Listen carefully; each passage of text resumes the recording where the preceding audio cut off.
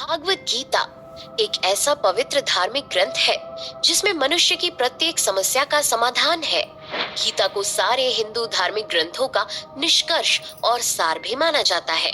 जब महाभारत का युद्ध आरंभ होने वाला था तो अर्जुन बहुत चिंतित थे। वो युद्ध करने से मना करते हैं। तब भगवान श्री कृष्ण उन्हें उपदेश देते हैं।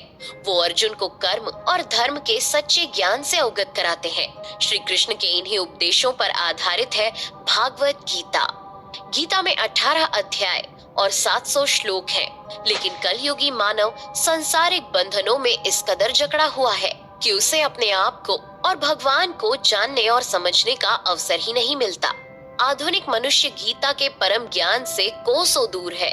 इसलिए समय की महत्ता को ध्यान में रखते हुए आज हम आपको भागवत गीता के सार से अवगत कराने की कोशिश करेंगे, क्योंकि कलयुग में गीता ही ऐसा ग्रंथ है जो मानव जीवन की भटकी हुई नैया को पार लगा सकता है। आपको अपने जीवन में क्या करना चाहिए, धरती पर जीवन के सही मायने क्या है, भगवान की प्राप्ति कैसे हो सकती है, आत्मा परमात्मा का संबंध क्या है, आदि प्रश्नों का उत्तर आपको गीता सार से समझ आ जाएगा। भगवान श्री कृष्ण ने कुरुक्षेत्र में गीता का ज्ञान दिया था।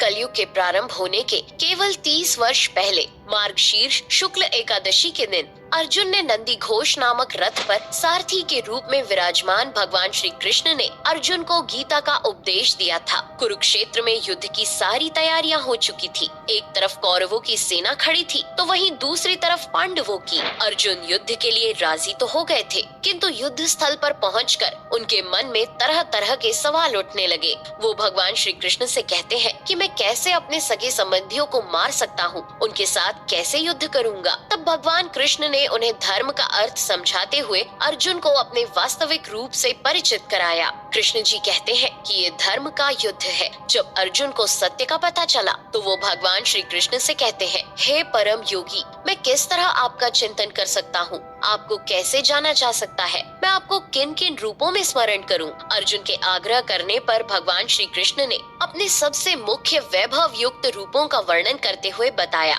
कि मैं सभी जीवों के हृदय में विराजमान परमात्मा हूँ। मैं ही समस्त जीवों का आदि, मध्य और अंत हूँ। मैं आदित्यों में विष्णु हूँ, मैं प्रकाशों में सूर्य हूँ, मैं नक्षत्रों में चंद्र हूँ, मैं वेदों में सामवेद हूँ, मैं देवों में स्वर्ग का राजा इंद्र हूँ, मैं इंद्रियों में मन और समस्त जीवों में जीवन शक्ति चेतना हूँ, मैं रुद्रों में शिव हूँ, मैं यक्षों और राक्षसों में संपत्ति का देवता कुबेर हूँ, वासुओं में अग्नि हूँ, पर्वतों में मेरु हूँ, पुरोहिता में बृहस्पति हूँ, सेना नायकों में कार्तिकेय और जलाशयों में समुद्र हूँ, महर्षियों में भृगु, वाणी में ओमकार, यज्ञों में जप, समस्त अचलों में हिमालय, देवर्षियों में नारद, गंधर्वों में चित्ररथ और सिद्ध पुरुषों में कपिल मुनि हूँ। मैं घोड़ों में उच्चौश्रवा, गजराजों में एरावत, मनुष्यों में राजा, हथियारों में वज्र, गायों में सुरभि, संतति उत्पत्ति के कारणों में प्रेम का देवता कामदेव और सर्पों में वासुकी हूँ।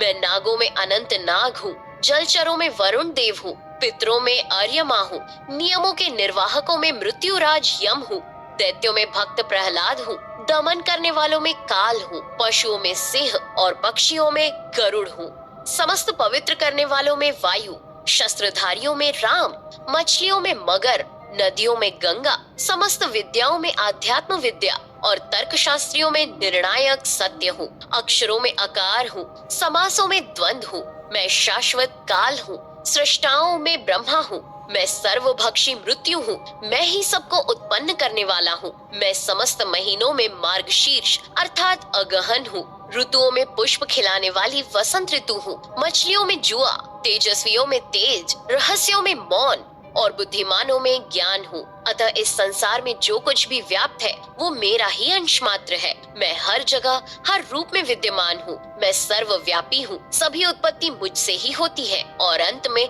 सब मुझ में ही विलीन होते हैं। अर्जुन कहते हैं कि प्रभु, मैं देखना चाहता हूँ कि आप इस संसार में किस तरह व्याप्त हैं। मैं आपके विश्व रूपी दर्शन करना चाहता हूँ। अर्जुन के विनती करने पर भगवान कृष्ण ने उन्हें दिव्य नेत्र दिए थे। जब उन्होंने भगवान के इन रूपों को देखा तो वो अचंभित हो उठा।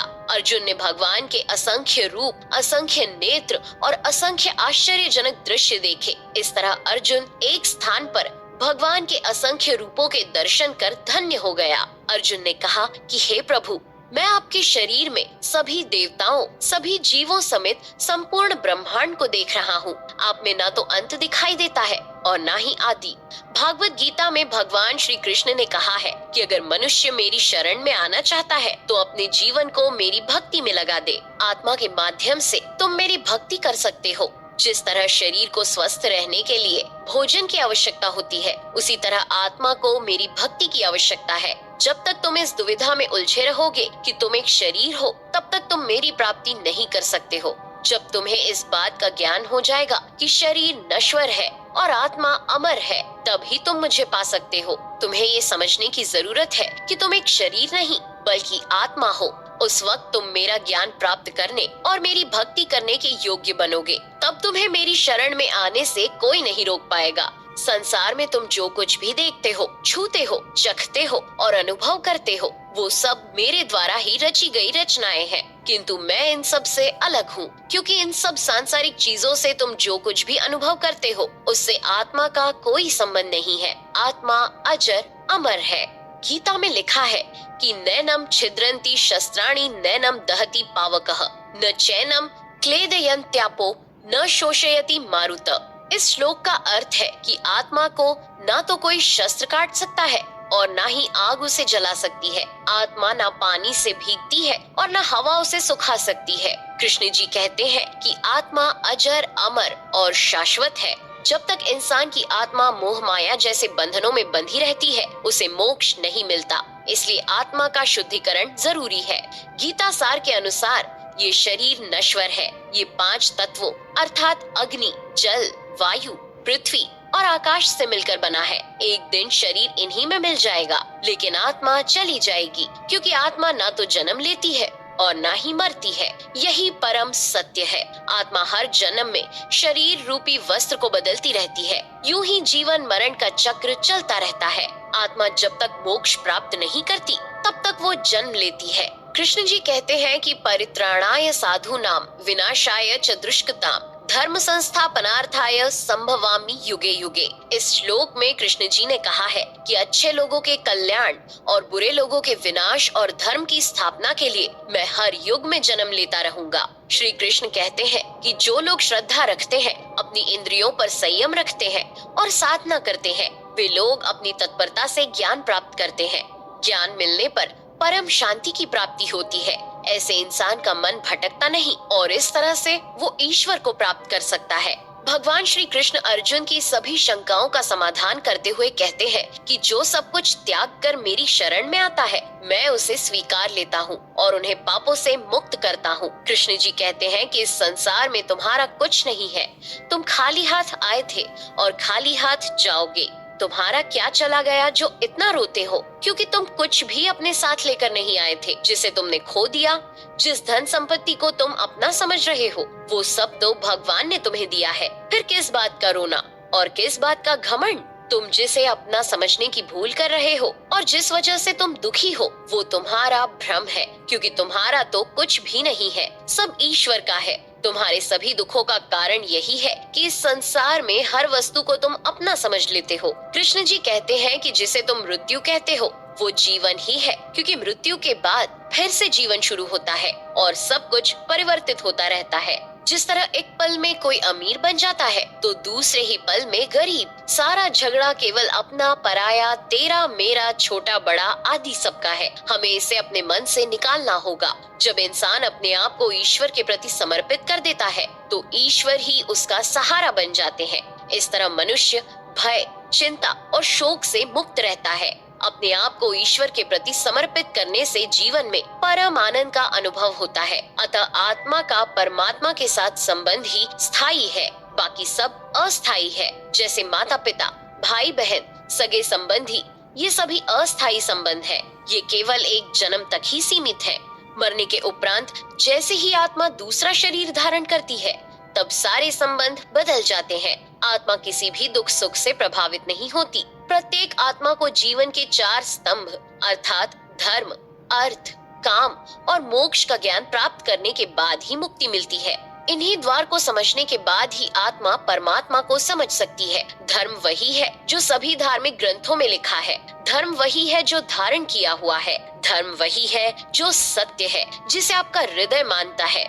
बड़ों का आदर करना, सच बोलना, किसी को नुकसान ना पहुंचाना, भगवान की भक्ति करना, ये सब धर्म ही है। हर आत्मा को अपने जीवन काल में धर्म का पालन करना चाहिए और उसकी रक्षा करनी चाहिए। दूसरा द्वार अर्थ है, जिसका मतलब है कि धरती पर जीवन लेने वाली आत्मा अपना मूल कारण समझेगी। आत्मा जीवन में मिलने वाली हर चीज का आनंद लेगी। अच्छा बेटा या अच्छी बेटी, अच्छा पिता या अच्छी माता आदि बनकर रिश्तों में खरी उतरेगी। तीसरा द्वार काम है, जिसके अनुसार प्रत्येक मानव में काम, क्रोध, लोभ, मोह, अहंकार और ईर्ष्या जैसी 6 भावनाएं हमें अपने और दूसरे के प्रति नुकसान पहुंचा सकती है। इसलिए मनुष्य को इन भावनाओं को अपने नियंत्रण में रखने की आवश्यकता है।